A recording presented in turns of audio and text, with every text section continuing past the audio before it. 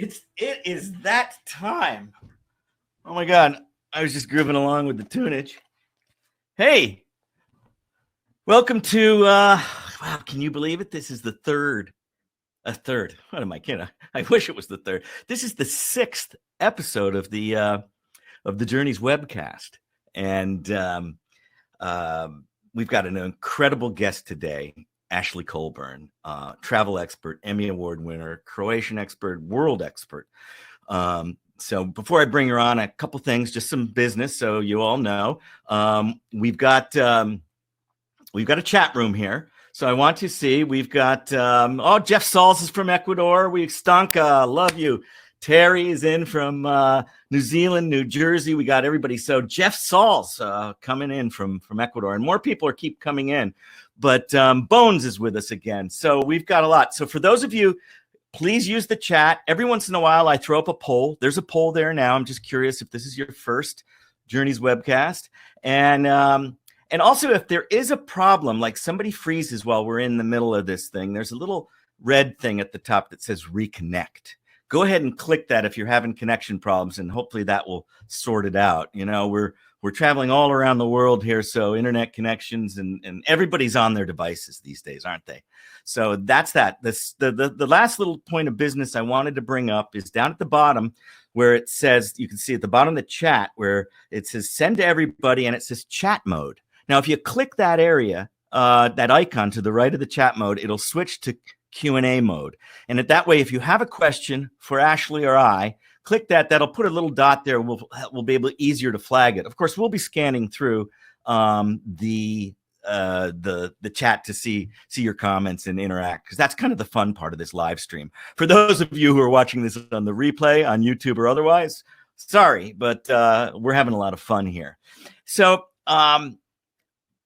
for those of you, and I know we have in all the registrations, there's some people here who may not know me, and that video that I just played is some clips from a 3-year journey I did around the world on a motorcycle alone, and so that's why I kind of always play that at the beginning while people are coming into the room. But that's what that is. But this today, these journeys are not about me. Today, it's definitely about Ashley Colburn, and we're going to bring her on in just a minute. But I wanted to talk and ask all of you is to see, how are you doing? You know, do you feel like you're in a social straitjacket? Maybe, you know, a lot of us frankly aren't feeling good, and that's okay. You know, maybe we're feeling sad, angry, or even desperate. Maybe thinking about what we've lost. Well, here's the thing. You'd be amazed at how just a simple change of perspective, you know, can turn ourselves around. Perspective, you know, by focusing not on maybe what we've lost, but perhaps focusing on what we can find or are finding. You know, if you look for it, you can always find opportunity in challenging situations. You know, we're missing a lot of things these times, you know. This is a time for personal growth. We dire for connection and even just some solace, you know. But perspective is a choice we make. You know, we can work a little bit to search and to find such things, or like some people want to do, they can cast blame. But that's easy, you know. That's the easy part, complaining.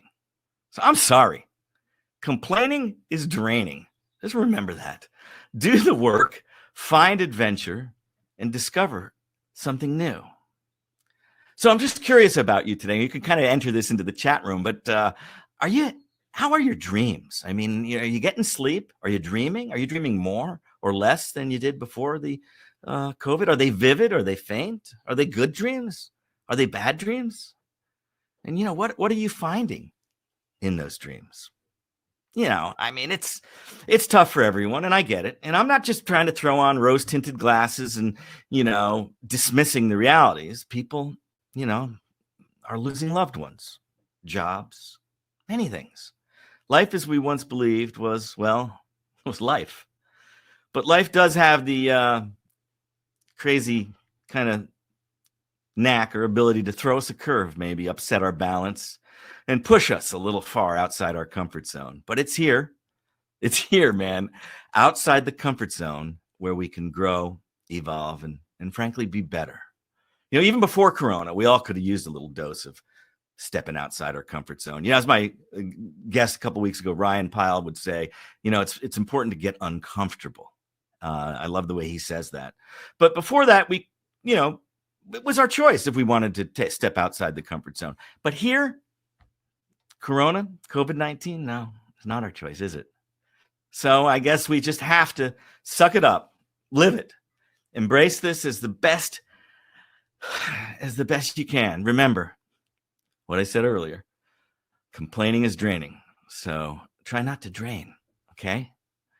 You know, isolating can certainly take away things, but it also can give. So stay sane, change your perspective, look at things differently, focus on not what we've lost, but rather on what we can find. And what you might find may help you grow, evolve, and just maybe smile. Smile. We can all smile. You know, in my work as a speaker, as a coach, as a consultant, often people share with me their regrets. They say, you know, I always wanted to write a book, or I wanted to be a chef. Maybe I wanted to be an interior designer. I wanted to go back to school, be a farmer. I wanted to help poverty in the world, take care of animals, you know? So there's so many, and you probably have some, you know. We end up, on some of us, choose security and cash over maybe passion and preference. So think about that. You know, like our guest today, Ashley.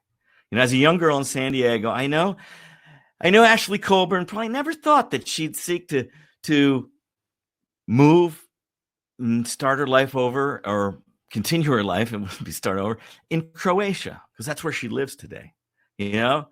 But after 20 journeys to that country, Ashley couldn't escape its seductive gaze. And, you know, today, she's not only a Croatia travel expert, but she's a diversified travel legend, having gone to 60 countries, filming in about 40 of them.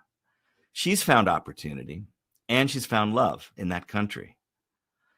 Ashley is an inspiration for all of us, so we can follow our passion, love, and find opportunity. So look at what's right, not what's wrong. Complaining is draining. And look at what you can find instead of what you think you might have lost.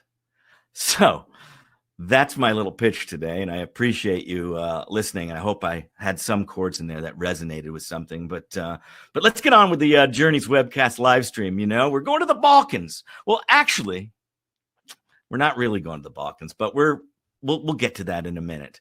I've got television host and producer, now a Croatian heartthrob and a singing sensation. She's going to give us a lively discussion on quarantines, travel, creativity, isolation, the beauty of the women in the world. In other words, we got a lot to talk about. Ashley Colburn. She's a 2-time winning Emmy Award producer and host. She's a California native. She began her career as a host, producer, and writer for Wealth TV in 2009, where her first travel show, Wow Croatia, not only earned an Emmy Award, but it garnered Croatia's coveted Golden Pen Award for the best U.S. media. Following her success with Wow Croatia, Ashley created Take Off with Ashley Colburn, a travel series premiered in 2010 on Wealth TV and took her to over 25 countries on 6 continents over 2 seasons. Since late 2011, Ashley has managed her production company, Ashley Colburn Productions, with the mission of finding the wonder in the world. Wonderful people, wonderful cultures, wonderful history. And most recently, Ashley Colburn Productions filmed and produced several seasons of a new original cultural travel series called Wonders. In season 1, Wonders of Europe takes viewers through a journey of hidden gems in Europe. And in season 2, takes them to Asia. It's distributed and broadcast and streamed worldwide. And after 10 years on the road, Ashley is, over 40 countries she's filmed. But since 2009, she grew a lot and became more knowledgeable and more interested in Croatia. And with each of those 20 visits to that country, she's filmed pretty much every nook and cranny of that country. So not only is Ashley the country's biggest fan, she now does call Croatia home. And when she's not globetrotting, she enjoys spending her summers teaching public speaking and communication at Rochester Institute of Technology's global campus in Dubrovnik. In October 2019, she delivered her first TED Talk about her experiences living with women around the world, which is the theme of her newest television series, Through Her Eyes. Hi friends, today on Windows of the World, we are traveling to a destination that is very dear to me. Not only have I been there many times, but it is where I experienced the greatest adventure in all of my travels. Back in 2015, I climbed the Matterhorn. Yes, the real one, not the one at Disneyland. Waiting for us with the best view is my friend Daniel in the adorable town of Zermatt, Switzerland. Look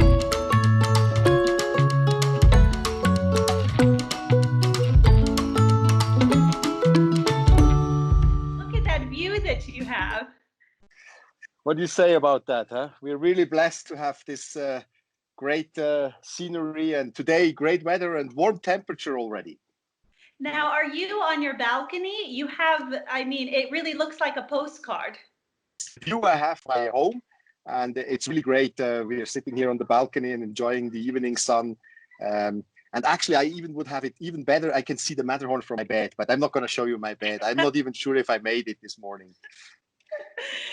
So tell us a little bit about the situation in Zermatt. Are you still able to hike around? I mean, I'm sure nobody's climbing the Matterhorn at this point, but what's the situation like right now? Well, you know, in Switzerland, we're affected like I would say anybody else on the world, and we had quite tough restrictions.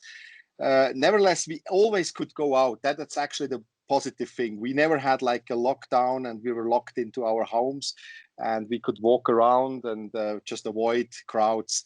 So yeah, the people here, they usually should work now in tourism business, because Zermatt usually is much more crowded, and we see people from all over the world. And I think that's for most of the people, even the elderly one, the first time in their life they have a Zermatt for their own. Yes, and I can say I remember that view very clearly. One side, you see the village down below, and then the other side, you see beautiful Italy from the top of the Matterhorn.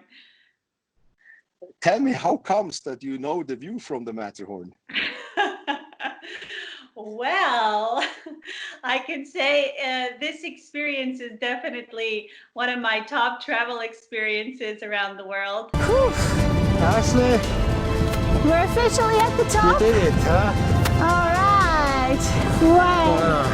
Look at this. It's been a while. So you climbed the Matterhorn.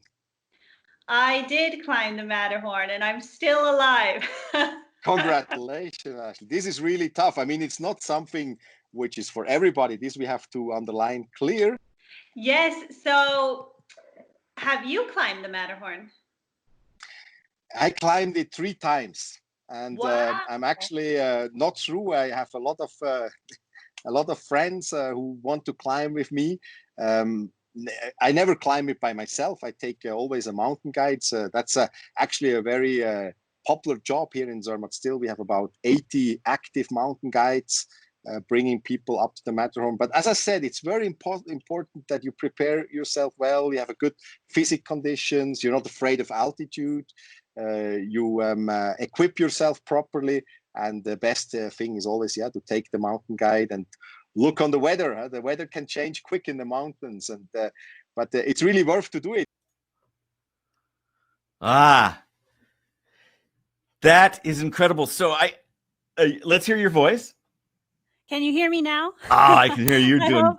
Yeah. Oh, good. Yeah, no worries. So this is really interesting, because in all of the promo and even in my reading the bio, we never, a lot of guests, the past guests, I mean, we've had motorcycle travelers, we had mountain climbers, we've had trekkers, we've had, one other television producer, but he travels to hard to get to places. You are an adventurer, and I know you actually ride scooters and probably motorcycles too. Well, I think I've tried to drive, ride, everything. So I think when I started filming Takeoff, that was my first travel TV series. They were always like, "Do you know how to ride a horse? Do you know how to ride a Vespa? Do you know how to ride this?" And I always just said yes, and decided that I'm a quick learner, I guess, quick instruction, even for scuba diving, which might not have been the smartest thing. I said, "Sure, yeah, I can do it." So I definitely, I guess you can say, am adventuresome. So what was the gentleman's name from Switzerland? That was Daniel. Daniel. Now, after me going on my pitch about looking, not being about what you've lost, we know Zermatt is very tourist, depends on tourists. That's their number one economy that gives people jobs and there. But what did he say? Now the people of Zermatt, even the elderly people, can have Zermatt to themselves. And that's, I think, a lot of places right now. When I did one of those windows of the world in Dubrovnik, they said the same thing. Usually Dubrovnik in Croatia is full of cruise ships. And they said, this summer we might just get to enjoy it ourselves, and then the tourism will continue another time. And in finding things as opposed to worrying about what you lost, you produce television. You're a traveler. You found very similar to what I'm doing here. Explain what Windows of the World. What we just saw is a new thing. Ashley is hosting online. Tell us about that. So since everyone is stuck in their homes, and it's hard for a traveler to be told, there's no end to this right now. We're not sure when we're going to be able to travel, when borders will be opened. So since I have traveled to 60 countries, filmed in more than 40, I thought, well, I might as well use these contacts and these friendships that I've gained, all around the world, and connect with them. I mean, luckily, we all still have internet and smartphones. So while sometimes maybe the video production isn't, as good as I'd like it to be, we still all have some story to tell and a view to show. And I think it's fun for people to travel virtually, to these destinations and see the view through the window or the balcony, or even give us a little tour around, since we can't get on a plane right now. That's great. I mean, Daniel's right there is from his house, his apartment, wherever he is, looking right at that beautiful, gorgeous piece of granite, the Matterhorn. Yeah, how cool is that? It's amazing. Yeah. So just before I get on that, so how difficult was it for you? I know you went there and you acclimated, but how was the actual climbing part?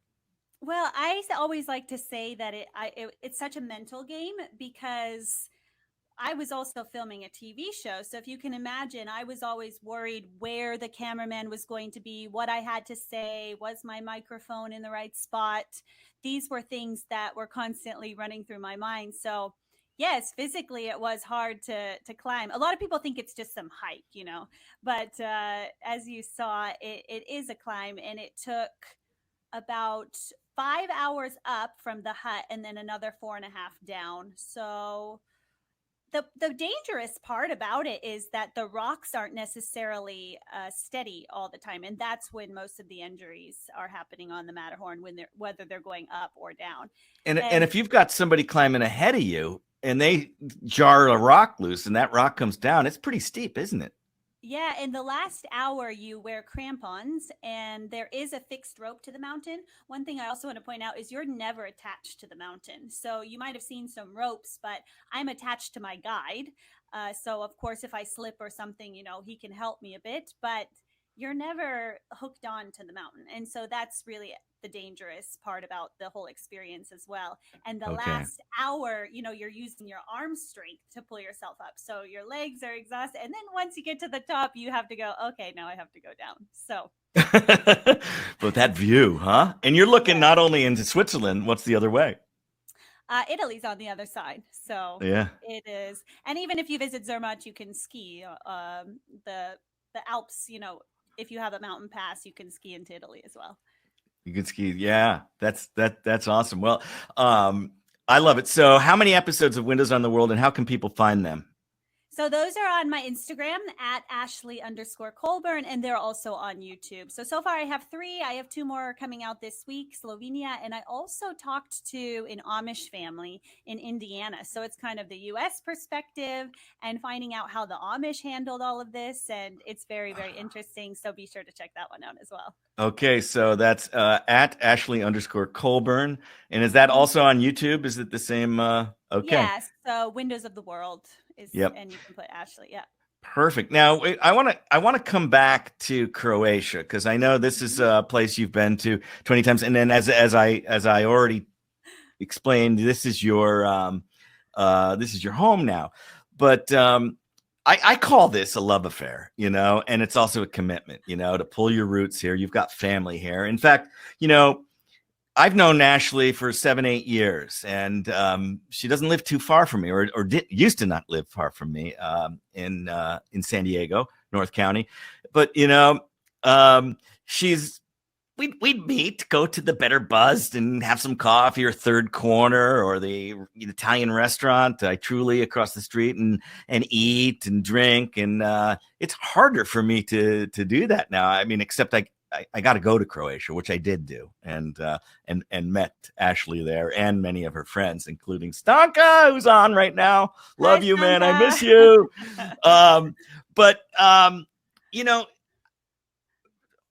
What was it about Croatia? And obviously your television show won the Emmy, but why? Why Croatia? Well, first of all, since many times in Croatia and here in San Diego, we were enjoying wine together. I do have a Croatian wine.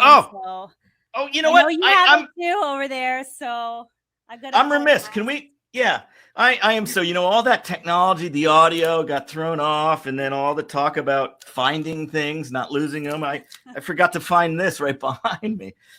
So what are you drinking? So I have Erdut Graševina, and this comes from Eastern Croatia. It's a nice crisp white wine. And what about you? Okay, so I have a red wine, and the varietal. You're so darn good. Actually, you can speak Croatian and pronounce this. This is from the island, a wonderful island called Hvar, Hvar, and it's a 2012 reserve from Faros. And nice. And I'm going to tell you as I pull this up, what's the grape here, Ash? Well, I can't see it again, but I think it's like a Plavac Mali. It's kind of, but it's for something unique to, I think, Hvar. And I'm going to tell you the quick little story of this. I got my motorcycle serviced in Zagreb, and at the BMW dealer there. And I was having overheating problems. It was hell. And the motorcycle, the BMW dealership, when I finally went to get the bike back fixed, they had done some research. They figured out who I was. They saw I was doing a lot of stuff on wine. They said, since you're somewhat of a bit of a wine expert, we wanted to give you this gift. So this was really shows Croatian hospitality. And I carried this. That was in 2018, probably in September. And I carried it until I finally got back to Greece and brought this home in October of 2018. I've been holding it for this time, and it's sad that I can't drink this with you. I know, very sad. All right, here, cheers. Well, cheers, Živeli. Živeli. All of you out there, Živeli is how we say. What's it mean to life, right? Yes, it means life. That's exactly. I mean, that was a prime example. One of the things just I love about Croatia. You ask why. 10 years ago, I went to film my first show there, which was Wow Croatia, which won the Emmy. And I guess you can say it's a country that really surprised me from the beginning. The food, the people, and really the nature as well. I had no expectations. And I think that that's something that a lot of Americans kind of have when they go there. They don't really know what to expect. And it surprised me. And through the years, I kept going back for different projects. Luckily, I was able to film another TV series a few years later. And then when I decided to go out on my own and have my own production company, I had made a deal with the TV network there that if I did a whole series about the country, would they air it? And they did. And so I spent 3 months filming around all of Croatia, and one project led to the next and the next. And I thought my work was always done there. And then 4 years ago, I bought a place and decided while I'm traveling, I will spend most of my time there, basing myself in Croatia, in Istria, which is the northwestern peninsula. Yeah, I'm seeing, by the way, on the that some people didn't see that video play, although it was. Did you see it? Was it playing for you, Ash, on your screen? I could hear it, but it was kind of a delay. Huh. Well, with that moment, we're going to try again, because you just talked about your Wow Croatia and filming there. You filmed all over the country and what brought you back. I thought it'd be nice here. Let's just to share a little bit of Ashley and Croatia on this video. Hopefully, this will work.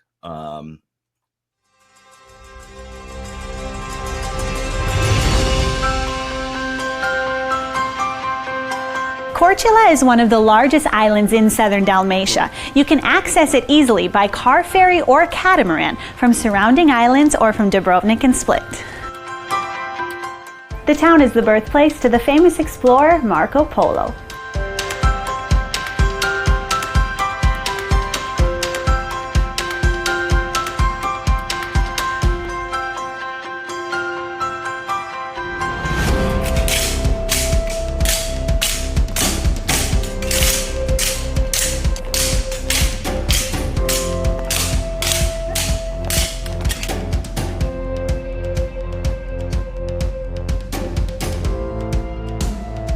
Spend the day sailing around to nearby islands where you can visit restaurants, private beaches, and explore historical sites.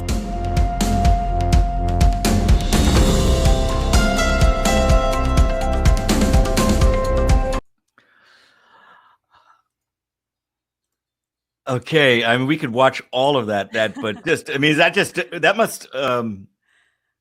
must just make, I look at that and I have fond memories.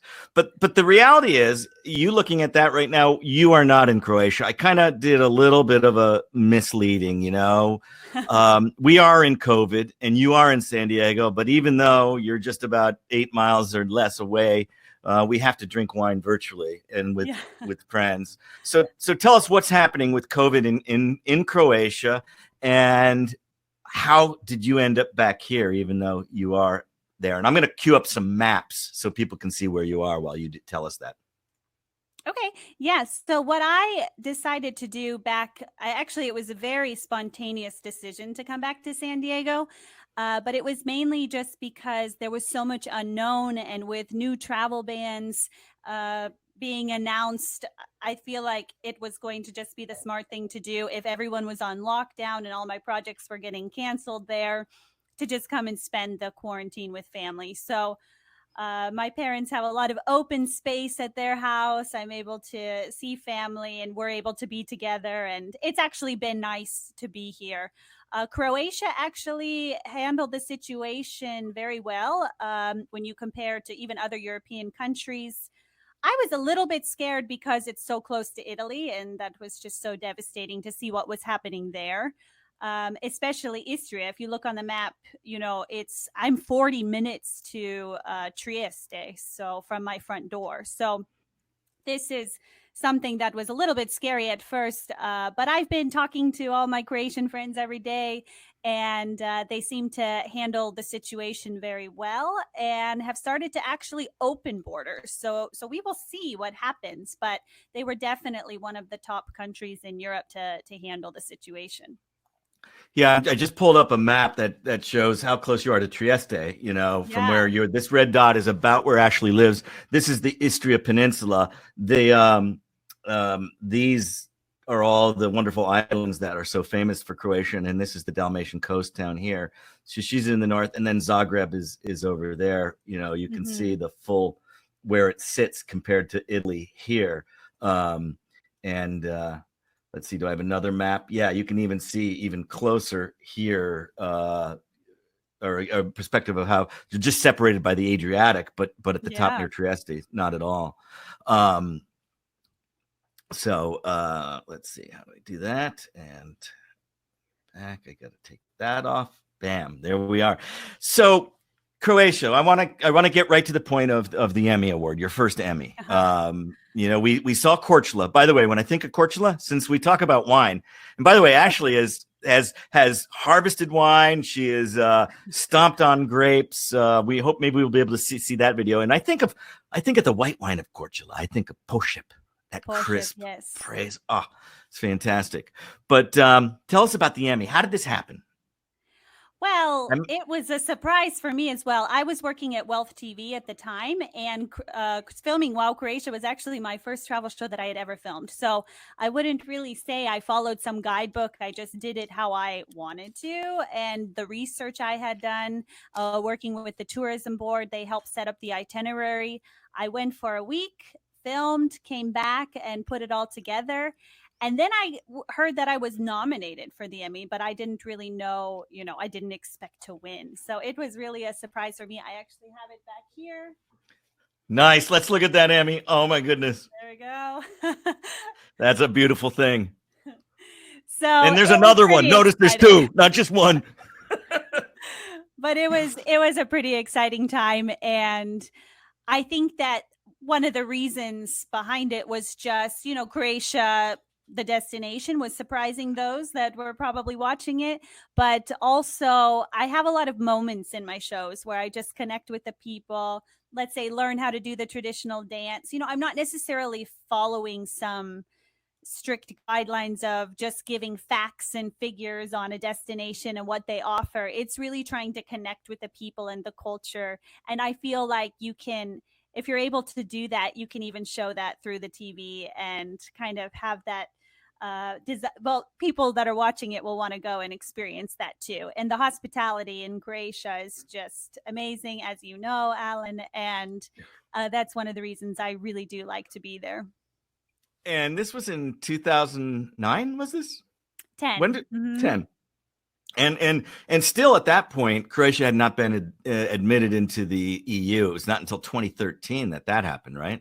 Correct. And even when I look back at the video from 2010, it's amazing just to see how different things are. I remember I was there in September, and that was a time, you know, 10 years ago where not many people were there. And I remember going into the restaurants and they were empty.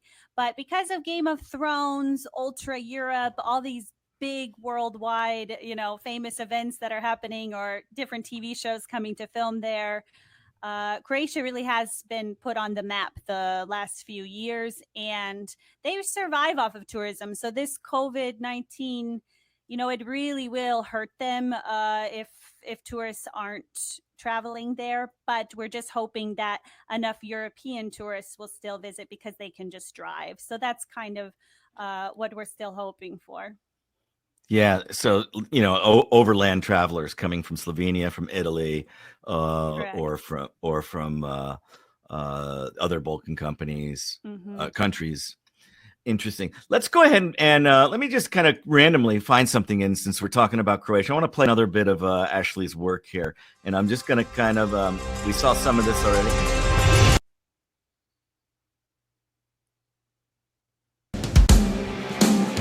Vela Luka is the largest producer of olive oil on the island, and I recommend giving it a try because it's been protected by the European Union. Vela Luka is for adventurers and home to the largest sporting event on the island.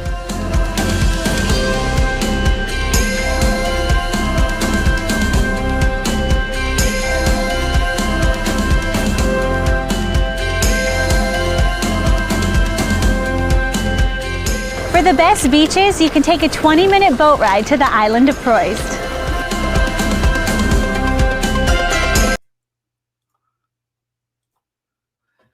More that beautiful Adriatic coast and more of Korčula there.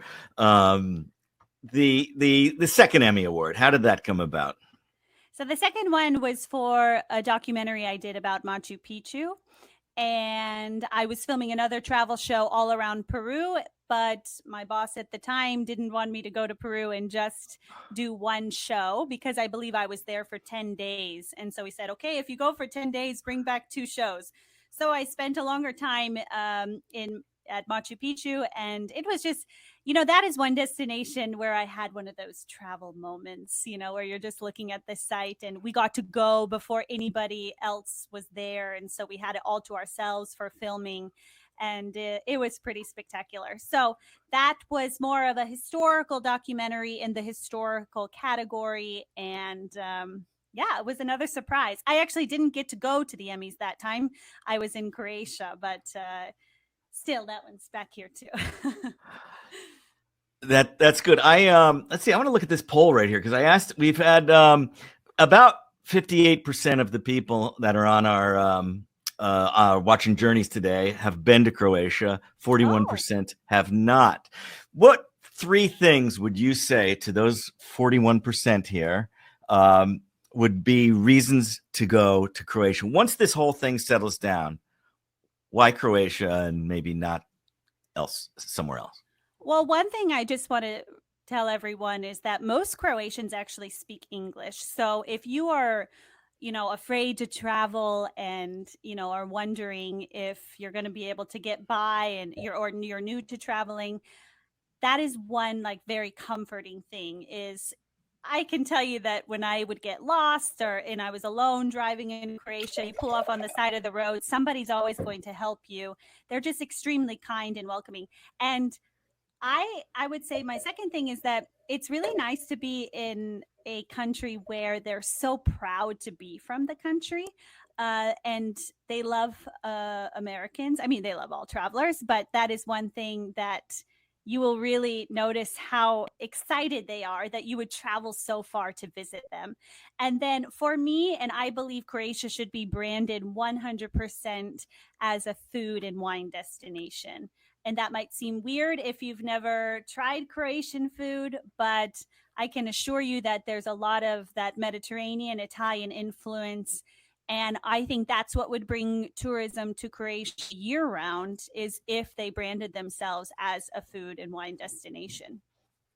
Yeah, Would you agree with that, Allan? I would totally agree with that. I just put up a poll that people can look at, and which famous wine varietal originated in Croatia more than 1,000 years ago. And people don't think of Croatia, of Bosnia-Herzegovina, of Serbia, of Slovenia. And look how close we are to Italy, folks. This is got wine, and unfortunately, a lot of people have blinders on, and either want Italian, French, or California, Australian, whatever your wine is. But this is where I say it's often good to try something new, to open your eyes and change your perspective. And I can't even pronounce the name of this grape. This is a 2012, and I am going to say that it's got a bit of earthiness, but this jammy black fruit like blackberry and currants, and with a bit of smoke, and it is just lovely. I could put a brown bag on this and pour you 3 wines of Bordeaux, California Cab, and this, and I'm telling you, you'd be hard pressed to say where that was from. I guarantee it. It's good wine. So yes, and by the way, Croatia, thanks to its entry into EU, it has now, I believe, 4 or 3, maybe it's up to 5. 3-star Michelin restaurants. I mean, there are some great chefs, and but beyond those fancy, European style food that you can find there, the local food, even the street food, is great. I was in Zagreb for a week or so trying to sort through getting my bike repaired, and I loved it because we tried Stanka. We went to 3 or 4 different restaurants of various things. I tried to stick to the Croatian food, and wow, it's really good. And always drink local and eat local. Mm-hmm. Even the mom and pop, the old konobas is what they call them, like the old stone, and especially in Dalmatia, you can go in there, order the house wine, and just ask them what they have. It used to be shocking to me when you would order something on the menu and they would say, oh, well, we don't have that because it's not in season. And you just learn to appreciate those things. At first you're annoyed. You're like, what do you mean you don't have that? But I've learned to love that. And for them just to be so honest, and they're very hardworking people there, and they are very proud to be Croatian. And I think they make sure that everybody feels like they're at home when they visit. Yeah, for sure. The we're seeing some people here. Think Sauvignon Blanc, Syrah's popping up, Zinfandel. If you haven't answered that, I mean, we're in a tie, Syrah and Zinfandel, and I guess what's the answer, Ash? So it's the Zinfandel. I mean, the actual root of the word is very complicated to even say, but How do we say it? It's Yeah. Kashtalanski. It's from Kashtala, which is near Split. And the vine that the Zinfandel or Primitivo originated from was found there. And that was proved by Miljenko Grgic from Grgic Hills, which is in Napa Valley. So he proved that at UC Davis. And so Croatians are also very proud of that. There's lots of fun facts of things that come from Croatia. Absolutely. That's so the Zinfandel originated and became Primitivo, as it is known in Italy and in California, which some people say this is the American grape, but in reality, it's Croatian, Balkan. This is fantastic. Let's go ahead and end that poll right here, and I'm gonna just see how many people maybe have seen any of your programming. So we talked about Peru. We talked about Croatia, the Emmy Award winning stuff, but you filmed in 40 countries and you are a travel expert. I'm curious, is there any country that you would just die to go back to other than Croatia to film again? And is there any country you think you did it and you don't need to go back? Yes. First of all, I'll say with the country that I don't need to go back to, and all my friends who are watching know this, that's India. I've been twice. I didn't care for it the first time. I gave it a second chance. And of course I had wonderful moments and I like Indian food but I've seen enough. It's just, I would like to see other places. I don't really need to go back, but I did give it a shot twice. Yeah.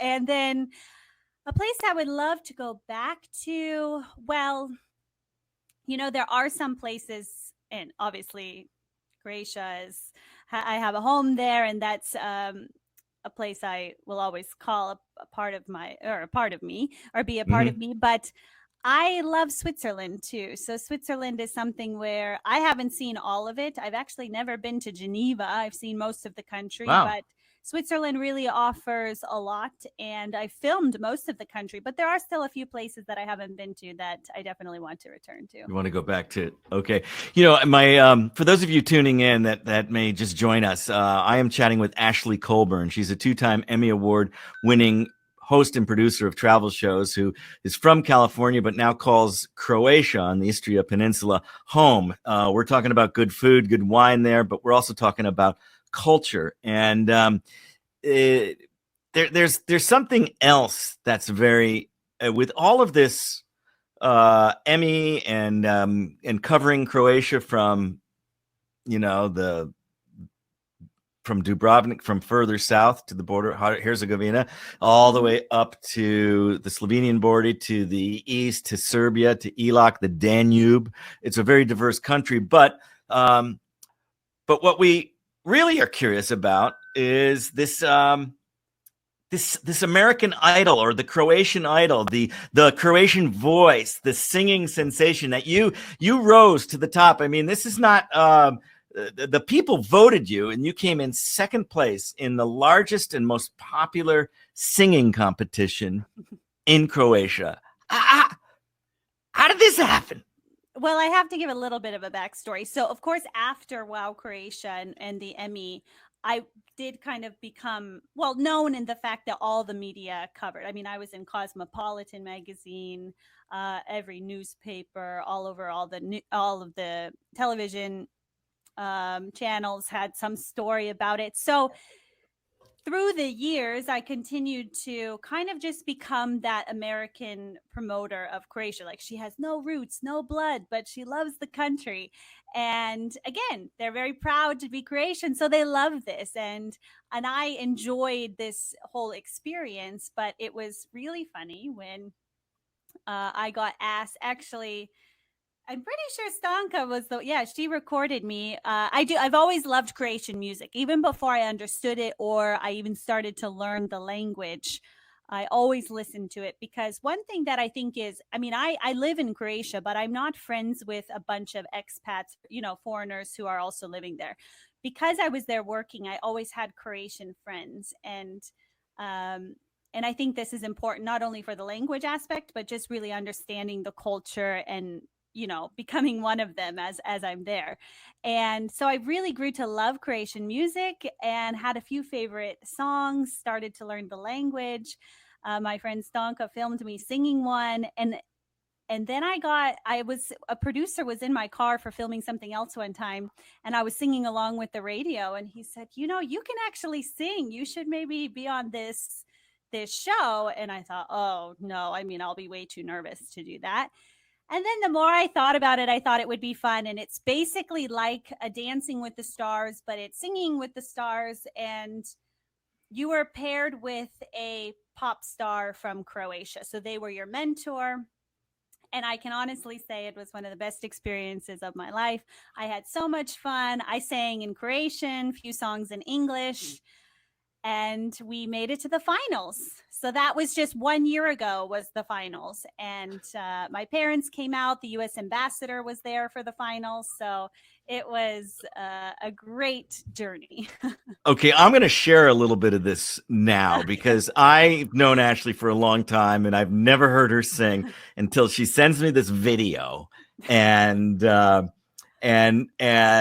I'm like jaw dropping watching this because not only, you're a beautiful woman, but your voice and the dynamics with your host, not with your partner here, is amazing. So here we go. I'm going to play a bit of Ashley in the competition, and then we'll just pop it right.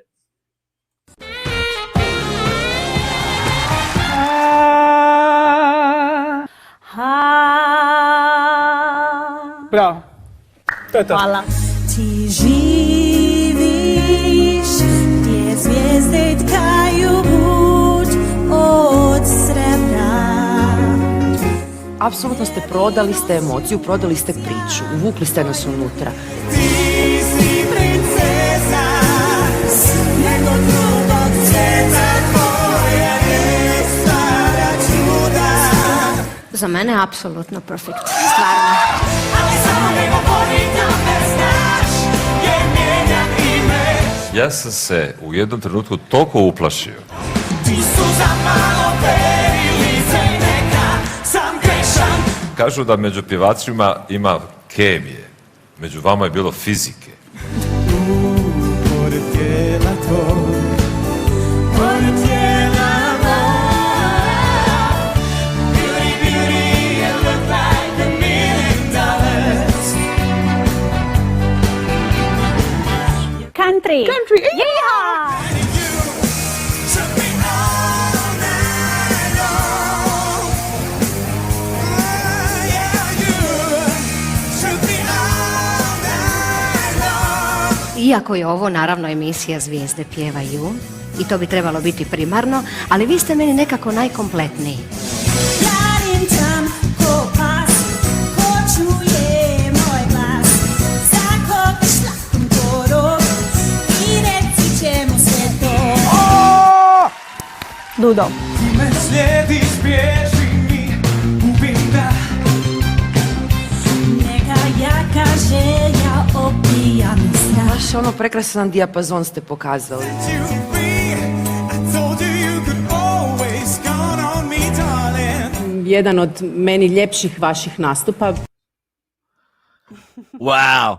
I mean, the singing, forget speaking Croatian, look, for people who know me out there, I've tried to learn as much language as I possibly can. Well, the two most important words I learned in Croatian were what Ashley already shared with all of you, and that is, let's do that again, živeli, and vala, which is essentially thank you, but you're singing in Croatian, and then these judges are talking to you, and you don't look cross-eyed. You seem to be understanding. What are they telling you? Well, I learned actually, I was more scared of what the judges were going to say to me afterwards because these were all live and rather than even singing. So it was one thing to sing, which of Live. course you have Wow. nerves. Yeah, it was all live. And then, you can't say, "Oh, I'm sorry, I don't understand you." So when people ask me now, "Oh, how is your Croatian?" My response is, well, I survived being on a reality TV show, so I guess it's okay. People understood me.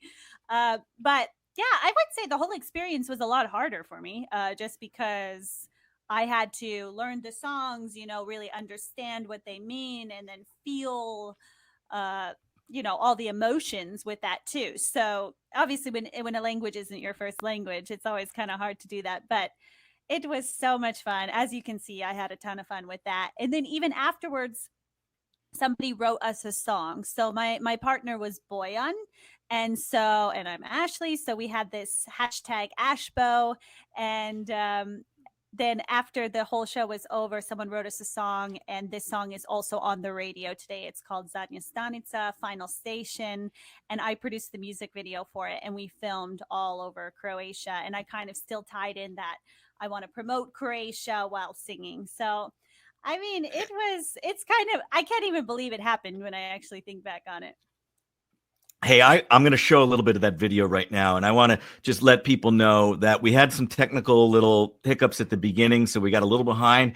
We're going to go just a little bit over if Ashley can stick around for 5 or so minutes after. We're going to still take your questions, and but we've got still lots of things to talk about. But I do want to play. This is a music video. This is now a hit song, as Ashley just said, and she filmed this in a part of Croatia that most tourists don't really tend to go to, frankly, in my opinion, because they're always going to the islands, Dubrovnik, Split, and the beautiful Adriatic. But this is in Ilok. It's on the Danube, and in part of Slavonia, part of where you filmed some of this. And you can at the back end of this, you can explain where that was. But this that is so cool, and you produced that video. I did. And actually, we were nominated for Music Video of the Year for a big award show that was held for all of former Yugoslavia. So Serbia, Bosnia, Slovenia, everyone. And that was in Belgrade. I mean, we didn't win, but we were, of course, very honored to be nominated.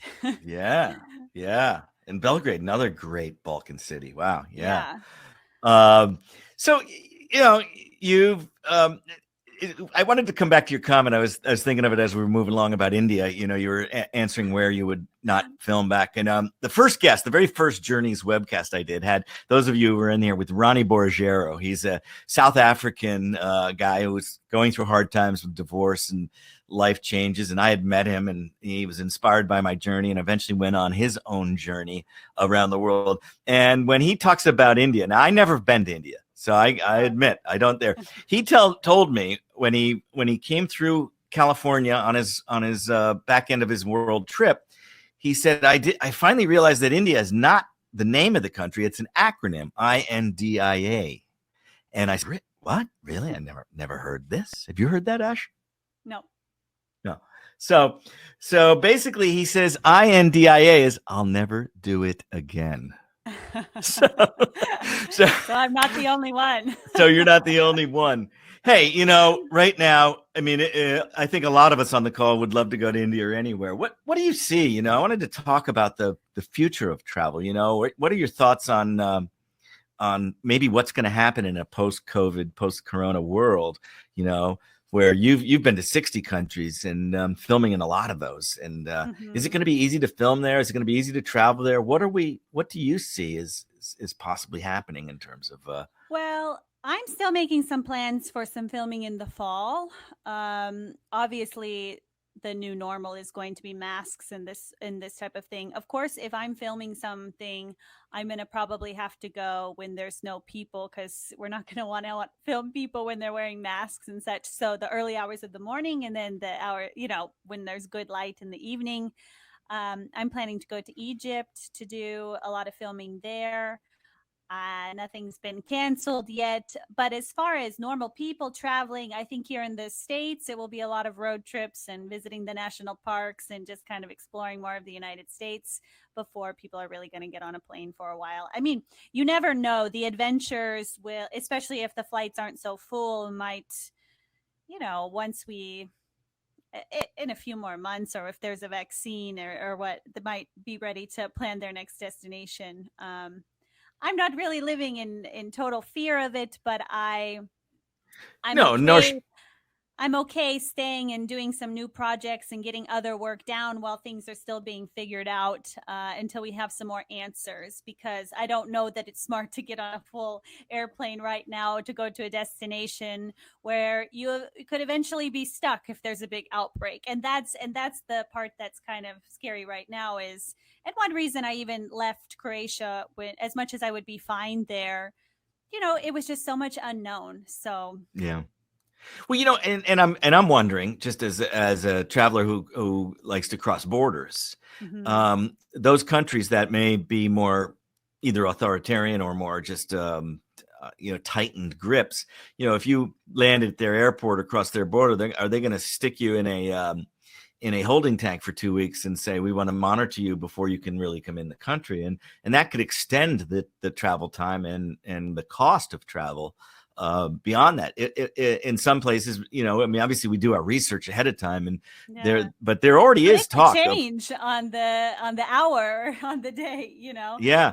I mean, people, like you said, Croatia actually has done very well, along with Greece. Two of those countries there in that southern Eastern Europe area that have fared well, but that's because they've been diligent and doing things that are right, and other countries missed the starting gun as it was. But the projects that are like Windows in the World, you'll keep doing this. And you, when's the Egypt trip, do you think, planned?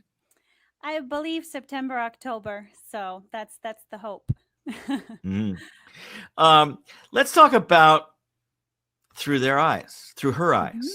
I know this is a new project. Is that part of Egypt? Tell us tell us about the TED Talk and how the two are intertwined. Okay, so as soon as the singing show was over, the day after, I got on an airplane and went and filmed one show in Kosovo, and then a few weeks later went off to Kenya. And basically, Through Her Eyes is a new series that I'm working on, where I'm living with women my age around the world. The goal of the show is to show that we are all so different, no matter our circumstances, whether that's religion, race, status, whatever it might be. In Kosovo, I lived with here we are. This is in Kenya, and I actually lived in that hut behind us for a few days, and it was quite the experience. I dressed like the tribe. They were the Samburu tribe. It was quite the experience. The show is great. Now I'm in, the pitching stages of this, but I also have the Kosovo show filmed as well. So I have women all around the world who I've already contacted, and now we'll just see, where it's going to air, and then I will continue filming that. That's fantastic. And the idea there, of course, is that you have more in common than you do different, but correct. And that's what my TED Talk focused on. So in October, I gave my first TED Talk, and this was the main theme of the talk, was that we do have so much in common, and we all ultimately want the same things out of life, no matter where you were born. Yeah. So having that opportunity to spend time with women of the world, you still are a solo traveler for the most part, like me. I know you got a crew, and they're there to back you up, but this is you. Are you ever lonely? No, I really enjoy getting to know all of the people that I'm with, or sharing that experience with. So even the girl in Kosovo, of course, she spoke really great English. We're good friends now. In Croatia, I have more friends there than I feel like, and know more people there than I even do in the state or the county where I was born and raised. So I feel like if you're ready to, or put yourself out there and are able to make these friendships, you know, you can really keep them forever. So all around the world, I feel like I have friends, and I know you do too, Allan. And that's the joy of traveling. And I think you always feel like you're welcome somewhere. You know, the old Irish, that's not a proverb, it's a saying, whatever, but that there are no strangers, only friends you haven't met. And it is amazing. And when you do travel alone, you tend to, you know, you tend to be more open, and you know, you're not always talking to your compadre, so to speak. You're looking for connection, and that's what we're doing here. So would you ever, what would it take for you to do, once again, pull your roots and say goodbye to Croatia and move back to USA? Oh, well, I mean, you never know what's going to, I always say that life is just funny. And I would never have said a few years ago that I was going to buy a place. It was just kind of the right thing at the right time. And when something comes, you never know what that will bring. And I have no regrets for buying my place in Croatia and learning the language and having that be a part of my life, because it always will be.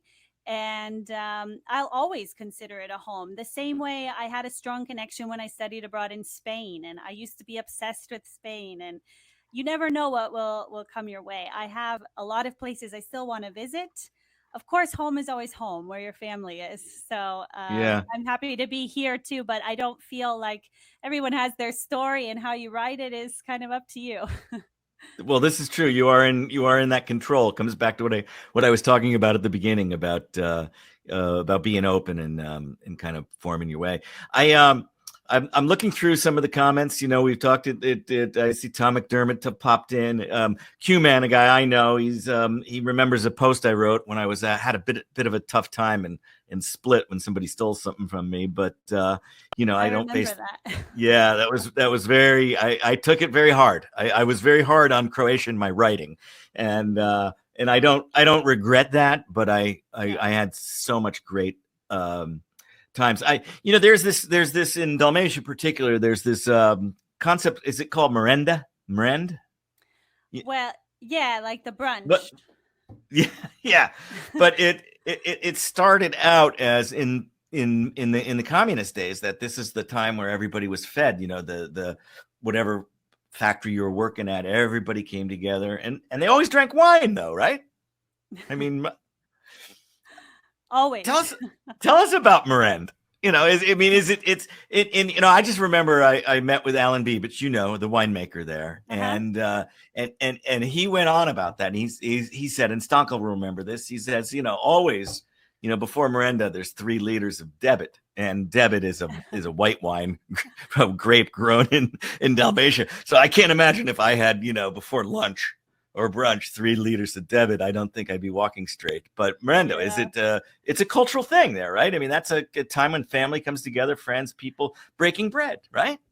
Well, I can say through my 4 years of mainly living there that I've learned that you can eat and drink anytime in Croatia. So I think I remember 9 o'clock in the morning, you show up at someone's house and they give you a rakia or offer you something. And so it actually makes me want to have more of those customs here, where you always have some kind of fresh cake ready and prepared, because it always just seems like someone's ready for a guest just to stop in.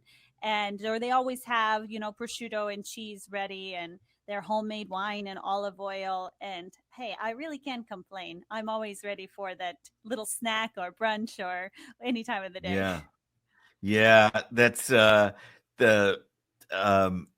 beauty is I mean, I show up somewhere, you know, in Croatia, in the Balkans, and I'm by myself, and they know I'm coming, and I'm just there to do that. And, you know, as we're sitting there talking, plates just start coming out. I mean, it's like, wait, who else is coming? It just goes on, and it's so endearing. It's never the last course. It's there's never just, you know, if you keep eating, they'll keep feeding you. and you mentioned rakia. And for those on the webcast today, tell us what that is.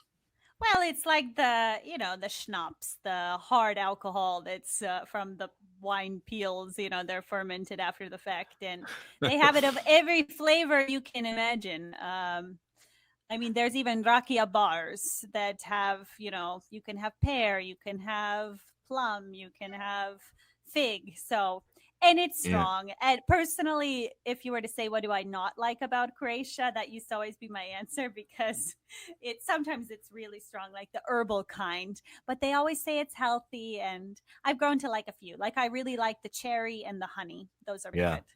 Yeah. And But the it's strong. quince ones. Yeah. Yeah. Dunya is what they call it. Yeah.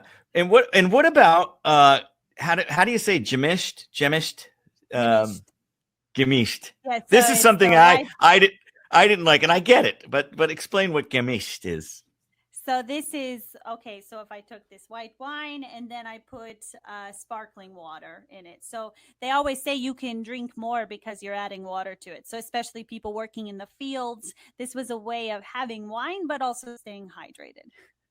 Yeah, staying hydrated, but you can have wine, so you can drink more. Hey, what about I'm sure your parents ask you this, and I don't mean to be on that, but as we're coming back to solo, marriage, boyfriend, partner, are you where's Ashley's future in this great, beautiful world post-COVID? Well, I always look at it as I'm going to just keep doing what I'm doing until that person comes along. And then I obviously know I'll have to make some sacrifices, not travel as much. But of course, I'm not just going to sit in one place and just twiddle my thumbs and wait. But I look at it this way, too, that I've made my job what it is, and I've seen that there isn't a right or wrong way to do things. And there's so much opportunity out there, and I've always seemed to find it in some way. And I always want travel to be a part of my life, but I think I can do that no matter where I really end up or who I end up with. It's just making that choice and that decision.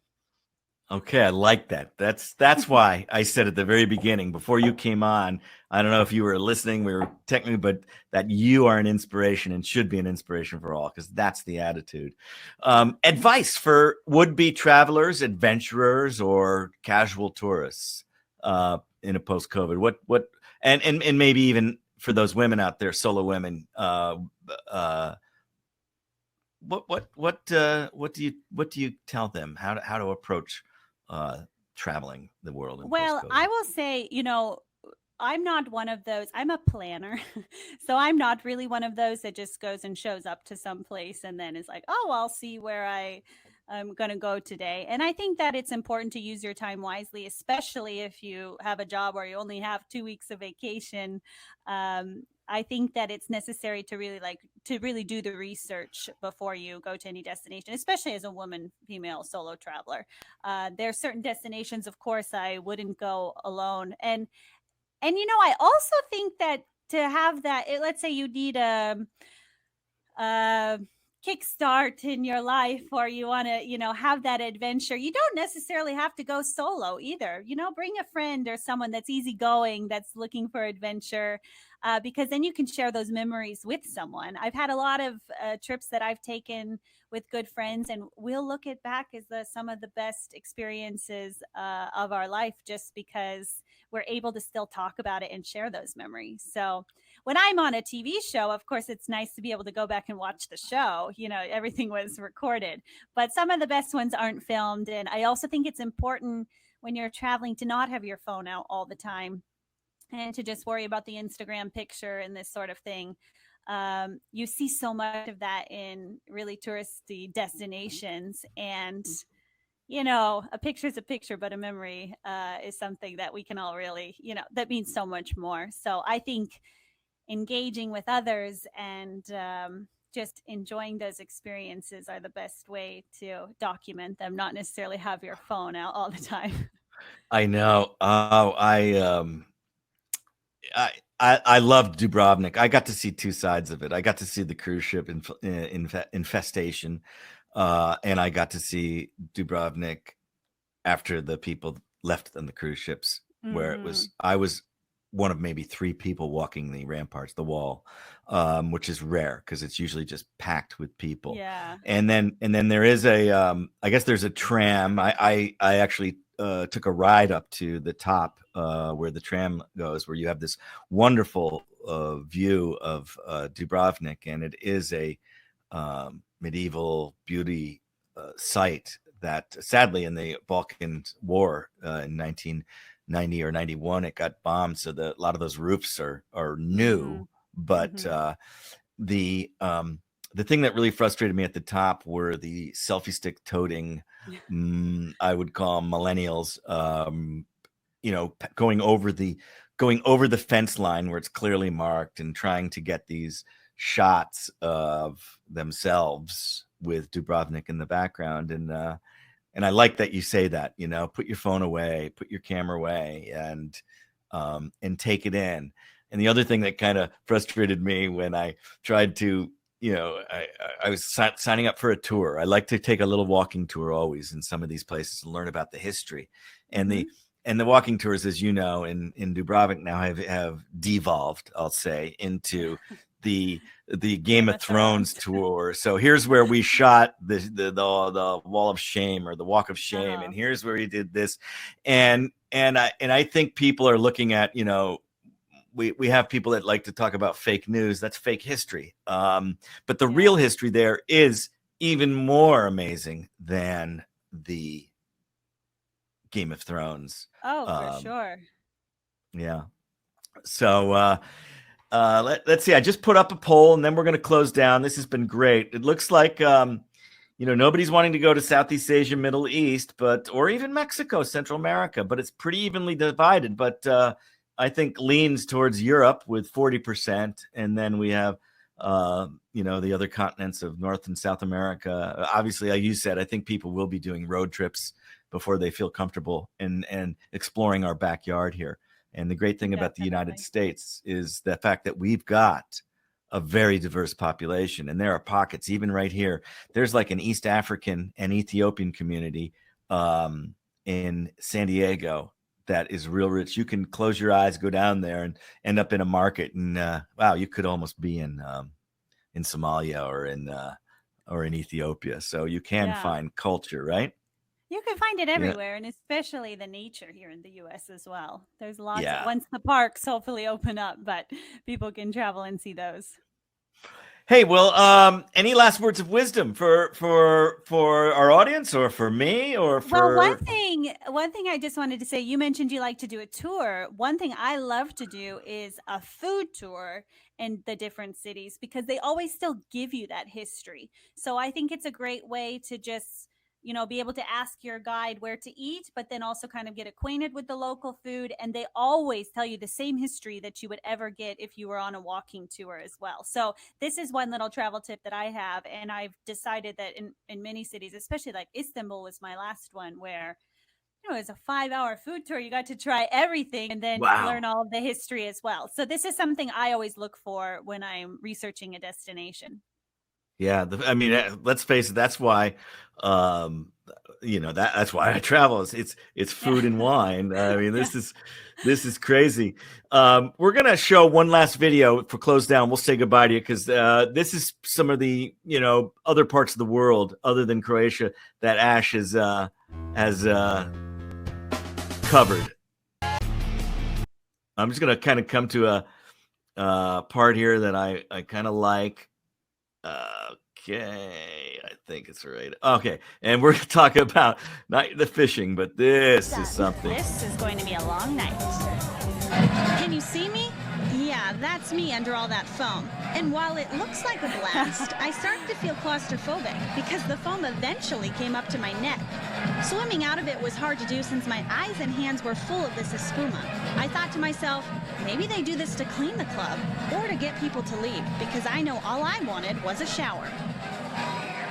There's no turning back now. I need to do it before I chicken out.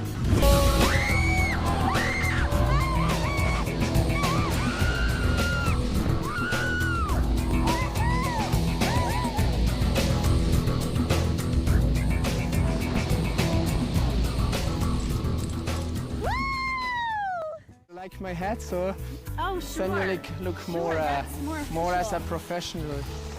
I'm gonna try to play a song. Yes. Okay? You can try to. Is that Daniel? No.